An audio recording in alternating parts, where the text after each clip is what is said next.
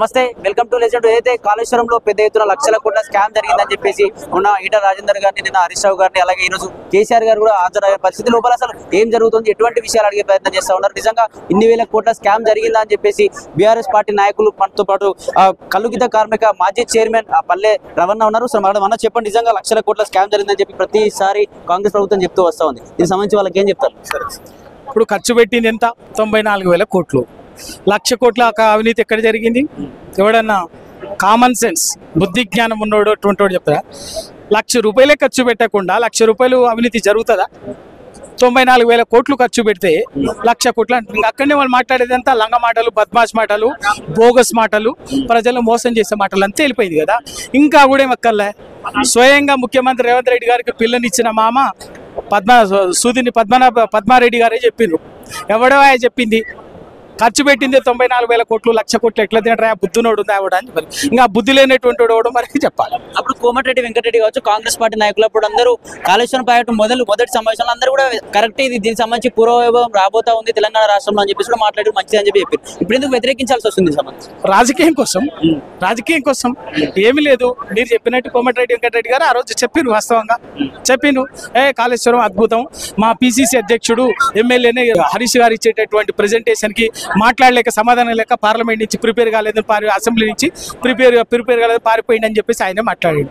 ఇలా రాజకీయ అవసరం, రాజకీయ ప్రాపకం, పబ్బం గడుపుకోవడం కోసం, దండుకోవడం కోసం ఏమైనా మాట్లాడుతారు. నిజంగా మేడిగడ్డలో 2 పిల్లలు కుంగిపోతే వాళ్ళు శంకుస్థాపన చేసినటువంటి గంధమల ప్రాజెక్టులు ఈ లెక్క నుంచి వస్తున్నట్టు అన్నారు. అదే కదా మేము మంచిగా మీకు అర్థమైంది. కాళేశ్వరం ప్రాజెక్ట్ అంటే ఒక మేడిగడ్డ కాదు. మేడిగడ్డ లాంటి 3 బ్యారేజ్లు ఉన్నాయి. మేడిగడ్డ, సుందిల్ల, అన్నారం 3 బ్యారేజ్లు ఉన్నాయి. ఆ మూడిటి ఖర్చు కూడా 10,000 కోట్లు. మేడిగడ్డకు 4,600 కోట్లు, సుందిలకు 2,100 కోట్లు, అన్నారానికి 2,300 కోట్లు, అన్ని కలిపి 10,500 కోట్లు. ఇది కాళేశ్వరం కాదు. ఇట్లా 100 ప్యాకేజీలు ఉన్నాయి. ఆ 100 ప్యాకేజీల్లో అటు మేడిగడ్డ ఒకటి. దాంట్లోనే రంగనాయక సాగర్ ఉన్నది, అన్నపూర్ణ సాగర్ ఉన్నది, కొండపోచమ్మ సాగర్ ఉన్నది, మల్లన్న సాగర్ ఉన్నది, బస్వాపూర్ రిజర్వాయర్ ఉన్నది. అవే కాకుండా మొన్న గొప్పగా పోయి వారం క్రితమే నల్గొండ జిల్లాలో యాదగిరి లక్ష్మీనరసింహ స్వామి సాక్షిగా శంకుస్థాపన చేసినటువంటి గంధమల రిజర్వాయర్ కూడా దాంట్లో ఆ ప్రాజెక్టులో భాగమే. మరి ఇవన్నీ ఉన్నాయి కదా. దాంట్లో ఇవే కాకుండా 204 కిలోమీటర్ల టన్నల్స్ కాలువ ఉన్నది, సొరంగ కాలువ ఉన్నది. 1,530 కిలోమీటర్ల పొడవున ఒక ఓపెన్ కాలువ ఉన్నది. తర్వాత 19 పంపు హౌజులు ఉన్నాయి, 19 సబ్ స్టేషన్లు ఉన్నాయి, 22 పంపు హౌజులు ఉన్నాయి, 15 రిజర్వాయర్లు ఉన్నాయి. ఇది కదా, ఇదంతా కలిపి కదా. ఒక్కొక్కటి 500 కోట్లు, ఒకటి 600 కోట్లు, ఒకటి 1000 కోట్లు, ఇట్లా జరిగింది. మొత్తం ప్రాజెక్టు కాస్టే అయ్యిందే 94,000 కోట్లు. ఇవన్నీ చెప్పినాయి. దాంట్లో మేడిగడ్డ ఒక భాగం. దాంట్లో మేడిగడ్డలో కూడా 8 బ్లాకులు ఉంటే 8 బ్లాకులలో 7వ బ్లాక్లో 2 పిల్లర్లు కుంగినాయి. ఆ 2 పిల్లర్లు కుంగిన మాట నిజమే. ప్రపంచంలో ఏ భారీ నీటిపారుదల ప్రాజెక్టు కట్టినా సాంకేతికపరమైనటువంటి సమస్యలు రావటము సహజము. ఆ వచ్చినటువంటి సాంకేతికపరమైనటువంటి సమస్యల్ని సాంకేతికంగా అప్పటికి అడ్వాన్స్డ్ టెక్నాలజీ తోటి ఆ సమస్యని పరిష్కరించుకొని ప్రాజెక్టుని వినియోగంలోకి తెచ్చుకుంటారు, వాడుకుంటారు. ఏ బుద్ధి జ్ఞానం ఉన్నటువంటి వాడు కూడా వీళ్ళలాగా ఒక 2 పిల్లర్లు కూడితే 18 నెలలుగా ఎగ్జిబిషన్ లాగా వచ్చినటువంటి వాళ్ళకల్లా చూపించి రైతాంగాన్ని ఎండబెట్టి రాష్ట్రాన్ని ప్రజల్ని ఇబ్బంది పెట్టాడు. నేను ఒక పాట అడుగుతున్నా, మన ఇల్లే మీరే ఇల్లు కట్టుకుంటే ఆ కట్టుకుంటున్నటువంటి ఇల్లుకు ఒక పిల్లరు కుంగినా లేకపోతే ఇంకెక్కడన్నా క్రాక్ వచ్చినా కూడా ఏం చేస్తావు? బుద్ధి జ్ఞానం ఉన్నటువంటి వాడు నీ ఇంటికే ఏం చేస్తావు?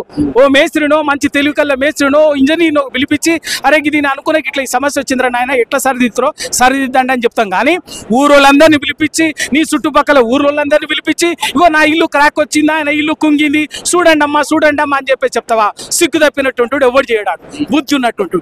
సేమ్ ఇది కూడా అటువంటిది. కేవలం ఎందుకు అంటే ఇవాళ రేవంత్ రెడ్డి గారికి తెలంగాణ ప్రజలన్న, కాంగ్రెస్ ప్రభుత్వానికి తెలంగాణ ప్రజలన్నా, తెలంగాణ రైతాంగం అన్నా బాధ్యత లేదు, ప్రేమ లేదు.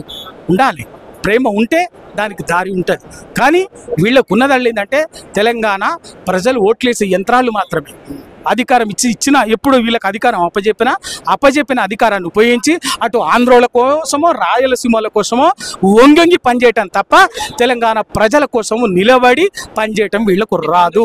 కాంగ్రెస్ పార్టీలో ఉన్న నాయకులందరూ మాట్లాడుతూ ఉన్నారు. కాళేశ్వరం ప్రాజెక్ట్ ని కలకుండ ప్రభుత్వం ఏటీఎం లాగా వాడుకుంది, వీళ్ళంతా దోచుకొని పెళ్లి వాళ్ళ ఫామ్ హౌస్ లో పెట్టుకున్నారని చెప్పి ప్రతిసారి మాట్లాడుతూ ఉన్నారు. కరెక్ట్, వాళ్ళకి అట్లనే తెలుస్తుంది.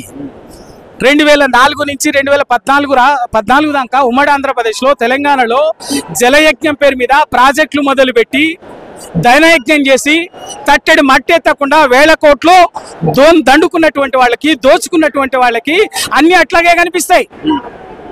ఇవాళ పాలమూరు రంగారెడ్డి ఏంది, ఇవాళ కృష్ణానది మీద జూరాల, కల్వకుర్తి, నెట్టెంపాడు, భీమా, కోయిల్సాగర్ ఎందుకంటే పెట్టిరండి?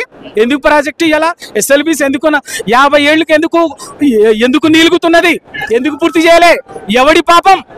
మీరు గోదావరి నదిలో ఉన్నటువంటి గోదావరి నది మీద తెలంగాణ కోసం కట్టినటువంటి ప్రతి ప్రాజెక్టుని వివాదాస్పదంగా మార్చడం వల్ల, పెండింగ్ లో పడేయడం వల్ల ఇవాళ దక్షిణ తెలంగాణ నల్లగొండ, మహబూబ్నగర్, రంగారెడ్డి కరువు ప్రాంతంగా మారింది, దుర్భిక్షంగా మాట్లాడింది.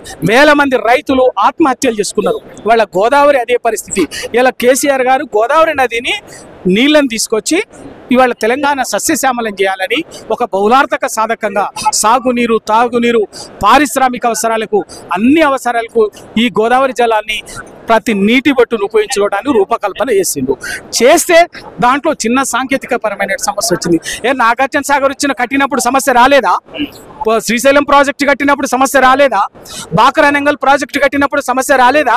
ఇవాళ మీరు చెప్పిందే సుంకిసాల కొట్టుకపోయిందే మీ నిర్వాహకం వల్ల.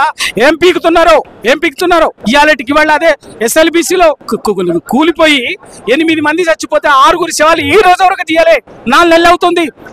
సమాధానం చెప్పండి. గది కదా మీరు చేయాల్సింది, అది కదా. ఇది వాళ్ళు ఎందుకంటే ఇట్లా చెప్పుకుంటా పోతే వీళ్ళకి కేవలం ఏంటంటే రాజకీయం చేయటం తప్ప తెలంగాణ ప్రజల హక్కులు. ఎందుకంటే 40, 50, 60 సంవత్సరాలు ఉమ్మడి రాష్ట్రంలో వీళ్ళు రైతాంగాన్ని ఎండబెట్టడం వల్ల 40,000 మంది రైతులు ఆత్మహత్యలు చేసుకున్నారు. 40,000 మంది రైతులు ఆత్మహత్యలు చేసుకున్నారు మీ నిర్వాహకం వల్ల.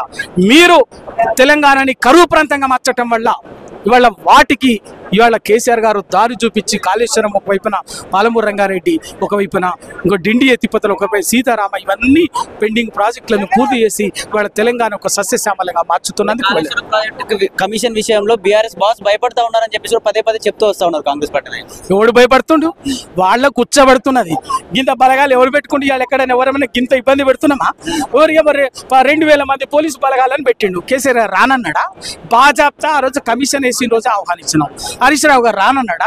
హరీష్ రావు బాజాప్తా అసెంబ్లీలోనే చెప్పిండు, ప్రజెంటేషన్ ఇచ్చిండు, ఇది జరిగింది. ఇవాళ కమిషన్కి ఎవరు భయపడలే, కేసులకు ఎవరు భయలే.